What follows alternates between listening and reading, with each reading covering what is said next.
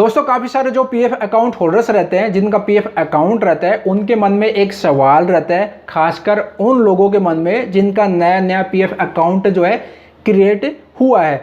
जब वो किसी कंपनी में नौकरी करते हैं तो उनका पीएफ अकाउंट क्रिएट होता है, पीएफ मेंबर आईडी जो है जनरेट होती है।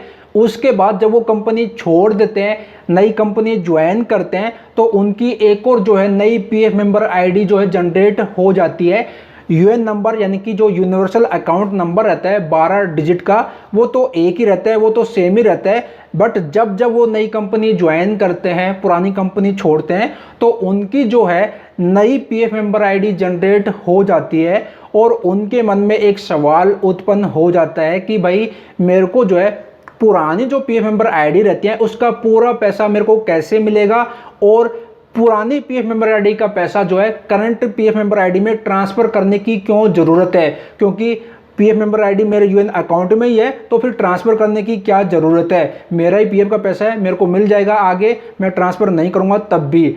बट अगर आपके मन में कुछ इस तरह का सवाल है तो आपको जो है इसके बारे में जरूर पता होना चाहिए। और एक छोटी सी गलती की वजह से काफ़ी सारे जो पीएफ अकाउंट होल्डर्स रहते हैं उनका पीएफ का पैसा फंस जाता है। अब बात करते हैं कि जो आपकी पुरानी जो पीएफ मेंबर आईडी रहती है उसका पैसा करंट में ट्रांसफर करने की क्यों जरूरत पड़ती है। तो यहां पर मैं आपको बता दूं, देखिए ईपीएफओ यानी कि कर्मचारी भविष्य निधि संगठन का एक नियम है कि जब भी आप कोई नई कंपनी ज्वाइन करें तो आपकी जो पुरानी जो पीएफ मेंबर आईडी है उसमें डेट ऑफ एग्जिट मेंशन करके, यानी कि जो आपका पुराना पीएफ अकाउंट था, जो आपकी पुरानी कंपनी थी उसमें जो आपका पीएफ अकाउंट क्रिएट हुआ था, वो कंपनी आपने कब छोड़ी, तो वो डेट मेंशन करके आप जो है करंट में पीएफ का पैसा ट्रांसफर जरूर कर ले, पुरानी पीएफ मेंबर आईडी का करंट में। क्यों? क्योंकि जब आप कहीं पर भी काम नहीं करेंगे, नौकरी छोड़ देंगे, घर बैठ जाएंगे, तो जब आप अपना पूरा पीएफ का पैसा फुल एंड फाइनल सेटलमेंट के लिए फॉर्म 19 और 10C अप्लाई करते हैं, तो आपकी जो रिक्वेस्ट है, आपकी जो रिक्वेस्ट जनरेट होती है, वो करंट जो पीएफ मेंबर आईडी रहती है बाय डिफॉल्ट उसी से रिक्वेस्ट जनरेट होती है। यानी कि बोल सकते हैं जो रिक्वेस्ट इनिशिएट होती है वो बाय डिफॉल्ट जो करंट जो पीएफ मेंबर आईडी रहती है उसी से जो है इनिशिएट होती है। और अगर आप पुरानी पीएफ मेंबर आईडी का पैसा करंट में ट्रांसफर नहीं करेंगे तो करंट पीएफ मेंबर आईडी में जितना भी आपका पीएफ का पैसा और पेंशन का पैसा रहेगा वो ही आपका विड्रॉ होगा, पुरानी पीएफ मेंबर आईडी का पैसा आपका विड्रॉ नहीं होगा। क्योंकि देखिए, अगर आपको नहीं पता तो मैं आपको बता देता हूं कि जब भी आप फॉर्म 19 और 10C अप्लाई करते हैं तो बाय डिफॉल्ट आपकी जो है automatic current PF member ID show होती है और कहीं पर भी ऐसा कोई ऑप्शन नहीं आता पुरानी जो ओल्ड जो पीएफ मेंबर आईडी रहती है उसको सेलेक्ट करने का।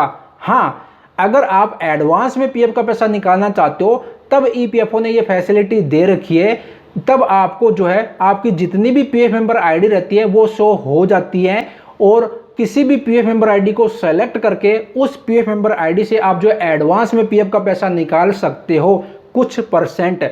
बट अगर आपको पूरा कंप्लीट बोल सकते हैं फुल एंड फाइनल जो पैसा आपको निकालना है तो फिर आपको जो है फॉर्म 19 10C अप्लाई करना रहता है और जो है करंट पीएफ मेंबर आईडी से ही जो है आपकी रिक्वेस्ट जो है इनिशिएट होती है, जनरेट होती है। तो अगर आपकी जो पुरानी जो पीएफ मेंबर आईडी है 1 है 2 है 3 है जितनी भी है उसका पैसा अगर आपने करंट में ट्रांसफर आप नहीं करोगे तो करंट पीएफ मेंबर आईडी से आपकी रिक्वेस्ट इनिशिएट हो जाएगी, जनरेट हो जाएगी। और ईपीएफओ की टीम कभी भी ये नहीं बताती कि भाई आपने पुरानी पीएफ मेंबर आईडी का पैसा करंट में ट्रांसफर नहीं किया तो पहले आप ट्रांसफर करो और आपका क्लेम रिजेक्ट हम कर रहे हैं, ऐसा कभी भी नहीं बताता है। ईपीएफओ कभी भी जो है इस तरह का जो रिजेक्ट रिमार्क नहीं देता। सिंपल ईपीएफओ के पास जब रिक्वेस्ट जाती है वो देखते हैं कि हाँ आपने फॉर्म 19 10C अप्लाई किया है, तो वो आपकी देखेंगे कि करंट जो पीएफ मेंबर आईडी रहती है उसमें कितना पैसा है और कितना पेंशन का पैसा है, उसके बाद आपका क्लेम सेटल कर दिया जाता है। और अगर आप पुरानी पीएफ मेंबर आईडी का पैसा करंट में ट्रांसफर नहीं करेंगे तो जो पुरानी जो पीएफ मेंबर आईडी रहती है उसका पैसा आपका लटक जाएगा, फंस जाएगा। फिर आप सोचोगे कि यार बाद में जो है मेरे को मैं बाद में ट्रांसफर कर लूँगा करंट में और फिर दोबारा से फॉर्म 19 10C अप्लाई कर दूंगा, तो ये आपकी सबसे बड़ी गलती है। क्योंकि अगर आपकी करंट पीएफ मेंबर आईडी से एक बार फॉर्म 19 और 10C सेटल हो गया, ईपीएफओ ने क्लेम सेटल कर दिया, उसके बाद आपका जो पीएफ अकाउंट रहता है वो बंद कर दिया जाता है, क्लोज हो जाता है, क्योंकि आपका जो है फुल एंड फाइनल सेटलमेंट हो चुका।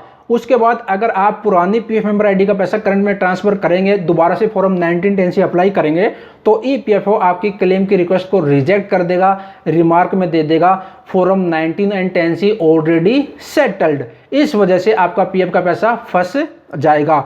तो ये एक छोटी सी गलती रहती है कि काफ़ी सारे जो पीएफ अकाउंट होल्डर्स रहते हैं वो अपनी पुरानी पीएफ मेंबर आईडी का पैसा करंट में ट्रांसफ़र नहीं करते और इसी वजह से उनका पुरानी पीएफ मेंबर आईडी का पैसा फंस जाता है। तो आप सभी से रिक्वेस्ट है कि जब भी आप कोई नई कंपनी ज्वाइन करें तो ये ज़रूर इंश्योर कर लें, क्योंकि आपका पीएफ का जो पैसा है वो आपकी मेहनत का ही तो पैसा है।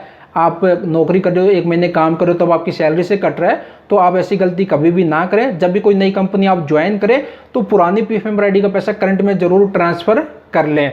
कैसे पता कर सकते हो कि आपके पीएफ अकाउंट में कितनी पीएफ मेंबर आईडी है, आपके यूएन अकाउंट में कितनी पीएफ मेंबर आईडी है? तो सिंपल यूएन मेंबर पोर्टल को लॉगिन कीजिए और यहाँ पर आपको जो ऑप्शन मिल जाएगा व्यू, और यहाँ पर सर्विस हिस्ट्री का यहाँ पर आपको देखने को मिल जाएगा। अब आपको नहीं पता पुरानी पीएफ मेंबर आईडी का पैसा करंट में कैसे ट्रांसफर करते हैं, तो ये वाली वीडियो देख लेना। इसमें मैंने कंप्लीट जानकारी स्टेप बाय स्टेप आपको दिखाया है और अच्छी तरह से समझाया कैसे ट्रांसफर करते हैं। रिक्वेस्ट जनरेट करके मैंने जो है दिखाया है। तो बस आज की वीडियो में इतना था, ये जानकारी आप सभी के साथ शेयर करनी थी। अगर आप पीएफ अकाउंट होल्डर हैं तो आपको ये जानकारी हमेशा काम आएगी और आप दूसरों की भी हेल्प कर सकते हो। और आगे भी इस तरह की हेल्प नॉलेज वीडियो पाना चाहते हो, चैनल पर नए, चैनल को सब्सक्राइब जरूर कर लीजिएगा। क्या आपको इसके बारे में पता था या फिर नहीं पता था, कमेंट बॉक्स में कमेंट करके जरूर बताइएगा। मैं प्रदीप, फिर तो इस तरह की हेल्प नॉलेज वीडियो के साथ अपना ख्याल रखिएगा। Bye bye, take care.